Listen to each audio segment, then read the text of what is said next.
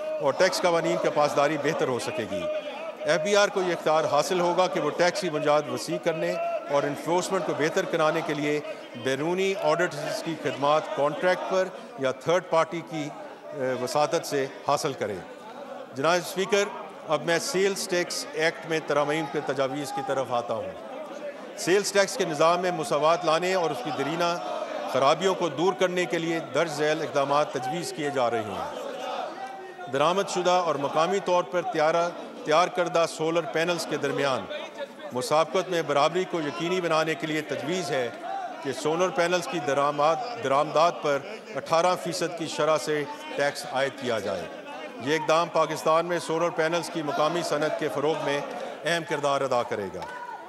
Online कारोबार और digital market places की तेज़ी से तरक्की ने टैक्स कवानीन के पासदारी करने वाले रवायती कारोबारों के लिए मुश्किलात पैदा कर दी हैं। मयारी मुसाबकती फ़ज़ा पैदा करने और टैक्स कवानीन की मुकम्मल पासदारी को यकीनी बनाने के लिए तजवीज़ किया जाता है कि ई-कॉमर्स प्लेटफॉर्म्स की तरफ से तरसील करने वाले कोरियर और लॉजिस्टिक्स खदमात फराहम करने वाले इदारे 18% की शरह से ई कॉमर्स प्लेटफॉर्म से सेल्स टैक्स वसूल करके जमा करवाएंगे।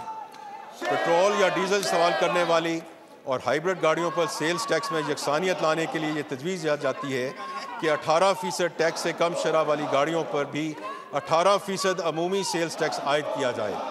इस इस्लाही इक़दाम से तजादात का खात्मा होगा और टैक्स की अदायगी के अमल को आसान बनाया जा सकेगा।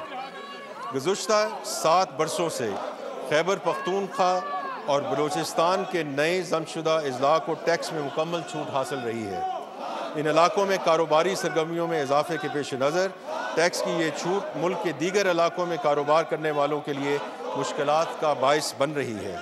लिहाजा